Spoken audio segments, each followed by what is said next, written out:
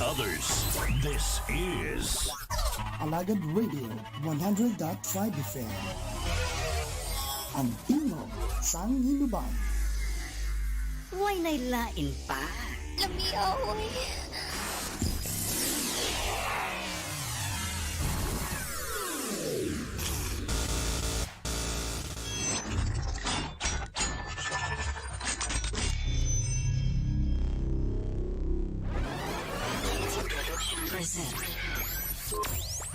You're in the middle of non-stop good stuff on 100.5 FM.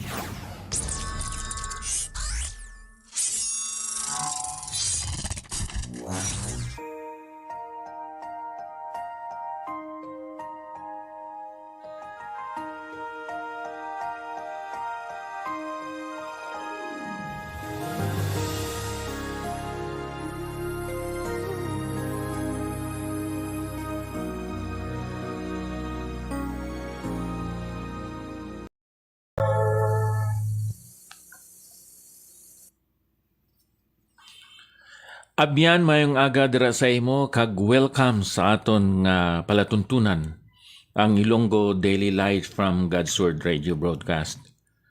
Halin pa diri sa Bay City Fellowship Baptist Church, ako si Pastor Epafras Sacar, nga karon pastor man sang Dumaguete City Cornerstone Baptist Church. Gusto ko magpahibalo kag mag-agda sa mga kauturan nga ara sa Dumaguete basi makabisita kamo. Kag ara kamo sa Domingo sang hapon, magpabilin kamo dira tubtob sa gabi, mag-overnight. Amon kamo gina-inbitar o kung ginaagda sa pagpakig-upod sa amon dira sa Ilina 2 Manhattan Suites Inn, Kalindagan, Dumaguete City, Negros Oriental. Ang amon serbisyo kag pagsimba sa aton Ginoo nagasugod alas 5 sa hapon. Tubtob alas 7 sa gabi. Busa, kung ara kamo dira sa Dumaguete City, amon kamo gina-inbitar o ginaagda sa pagpakig-upod sa amon. Karon sa aton pagpadayon sa pagtuon nanungod sining integrity, wholeness of character and conduct, copying or emulating the life of Jesus Christ here on earth. Ginatun-an naton ang integridad. Kung sa aton pa, ining integridad, ang imo nga ginahuna-huna, kag ang imo nga ginabatsyag, pariho lang sang imo nga ginahimo. Kay may mga tao nga maayo lang sila maghambal, matarong, balaan, biblianon ang mga ginasugid, pero sukwahi o konsupak kontra ang ilang nga ginahimo sang sa ila ginauna-una kag ginabatyag. Amo na ang ginkaugtan, kaakigan ni Ginoong Hesus sa mga Parisiyo, sa mga Sadusiyo, sa mga eskriba kag sa mga abogado sa kasuguan ni Moises. Kay maayo sila mag-discuss sang kasuguan, magdebate, pero wala nila pakita sa ila demeanor o sa ila behavior. They are good at discussing the laws of God, but they are bad in doing the laws of God. Kung sa aton pa, maayo lang sila mag-discuss, kabalo sila sa mga terms, sa mga logic, etc. Pero wala man nila ginakabuhi. Karon nga ang integridad importante. Akon ginbutang dira sa aton nga outline because it pleases God. Because it provides continued fellowship with God. And lastly, it presents a life worthy of emulation to others. Aton ini tun-an, no? Ining mga puntos nga akon ginsulat dira. Now, sa aton espirituhanon nga pagkabuhi, kinahanglan gid kita sining ginatawag authority sa aton nga pagtuon sining pulong sang aton Ginoo. Ang unang nga bersikulo diri sa 1 Chronicles chapter 29 verse 17. Siling diri, nakilala ko man, Diyos ko, nga ikaw nagatilaw sang tigipusoon, kag may kahamuot sa pagkatarong. Sa pagkatarong sang akong tagipusoon, gindulot ko sing kinabubuton ini tanan nga butang, kag karon nakita ko nga may kalipay ang imo katawhan, nga nagatambong diri, nga nagadulot sing kinabubuton sa imo. Amo ini ang nakita naton diri sa ginsulat diri sa 1 Chronicles 29 verse 17. I know, my God, that you examine our hearts. No? Siling diri si David, no, ang iyang pagampo.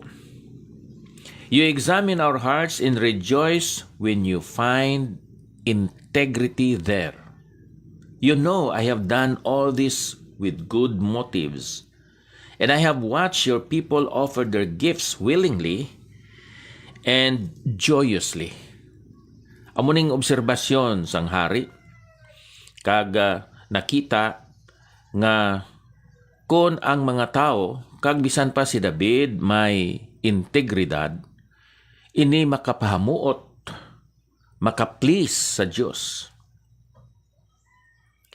Kung sa aton pa, abyan, ang integrity, amo ina ang ebidensya sang pagtuo. Tanawa, sa Hebrewanon 11:6. Sa English lang, kaya mo nang akon masaulo. But without faith, it is impossible to please God. For he that cometh to him must believe that he is, and that he is a rewarder of them who diligently seek him. Ano suno sa Hebrewanon 11:6 ang makapamuot, makapalipay sa Dios? Ang aton pagtuo karon diri sa 1 Chronicles 29 verse 17. Ang integridad sang mga tao makapamuot, makalipay sa Dios. Therefore, faith is demonstrated or manifested through our integrity. So integrity pleases God. Diri sa Psalm 25 verse 21, ang manugsalmo nagsulat sini, ang pagkahalangdon kag ang pagkatadlong magtipig sa akon, kay nagahulat ako sa imo. May integrity and honesty protect me, for I put my hope in you. So ari diri ang hambal sa manugsalmo nga ang integrity nagahatag sang mapinadayunon nga pagyambitay sa Dios. Kag kun may fellowship kita sa Ginoo, isa sa mga blessing dira abyan amo ang iya nga protection. May integrity and honesty protect me. And then dira sa ginsulat ni Isaias, aton basahon ini kay amo ni ang gamhanan, no, nga pulong sa Ginoo. Isaias 26 versikulo 7. Kung naga-abri ka mo dira sa inyo balaan kasulatan, isulat lang ninyo, in-circle ninyo ang verse kag isulat sa inyo Bible ang pulong nga integrity. Isaiah 25 chapter 26, I should have said, no? 26 verse 7. Ang dalanon sang matarong amo ang pagkatadlong.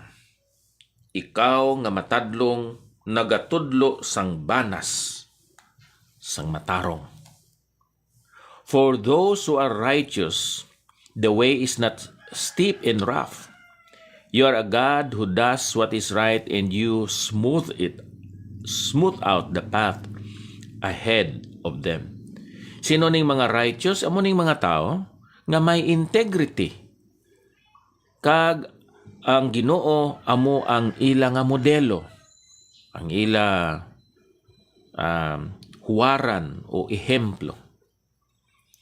Abyan, ang integrity nagatugot sa aton sa pagpadayon sang hindi mautod nga fellowship dira sa Dios.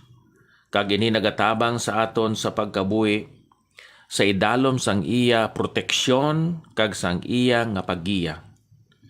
Kung ikaw kag ako abyan nakulangan sang integridad, kita na expose sa tanan nga klase sang sala kag bisan pa sa mga kapaitan kag delikado nga mga sitwasyon. Ilabi na gid ang ginatawag naton pag-disintegrate sang aton karakter. Amo ini. Kung kita nagalakat sa tubangan sang Dios nga may integridad, ang proteksyon kag ang paggiya sa Ginoo pirmi ara gid sa aton. Pero kung wala na kita sang integridad, bisan pa ang aton mga hambal, ang aton nga mga desisyon, ang aton nga mga kuno abi, aton mga laygay wala ina sang ginatawag sulab. No? Wala ina sang authority kag tungod sina wala gid sang integrity. Hindi kita pagapatihan sang mga tao. So bantayan gid naton ang aton nga mga hambalanon naghalin sa kasing-kasing nga matarong. Ang aton mga paggawi mangin matarong, butanan kag Diosnon. Nagasiling man diri sa ikatatlo no nga mga tao kita nga may authority kag takos kita nga pagasundon sa aton nga kabuhi kung kita may integrity. Ari diri sa Psalm 24 verses 3 and 5. Siling sang manugsalmo. Psalm 24 verses 3 and 5. Sino bala ang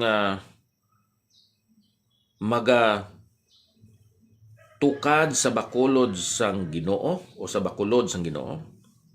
Kag sino bala ang magatindog sa iya balaan nga duog? Ginsabat ini abyan sa bersikulo 5. Siya magabaton sing pagpakamaayo gikan sa Dios, kag pagkamatarong gikan sa Dios sang iya kaluwasan. And then sa bersikulo 9, bayawa ang inyo mga ulo o mga gawang. Bayawa sila o mga ganhaan nga dayon, agod nga magsulod ang hari sang himaya. Ano ang kaulugan sini abyan? Nagatudlo ini sa aton nga kung kita may integrity. Madamo sa mga tao nga magasunod sa aton nga kabuhi. Kag sa Proverbs 20 verse 7, ang Dios nun no nga paggawi o pagkabuhi suno sa hari nga si Solomon,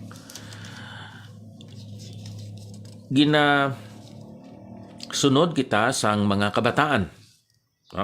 Proverbs 20 verse 7. Ang matarong nga tao nga nagalakat sa iya pagkadungganon sa iyang integrity, bulahan ang iya mga anak sa ulihi niya. Wow.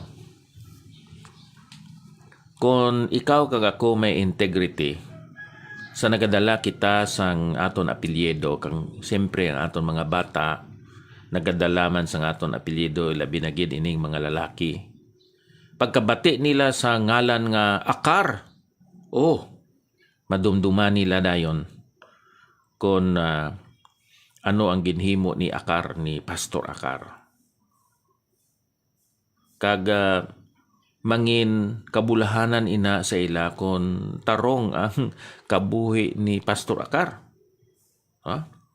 mangin kahuy-anan ina sa ila kon nagtinunto si Pastor Akar. So ang aton apelyido, aton ngalan, bulahan kag bilidhon ini.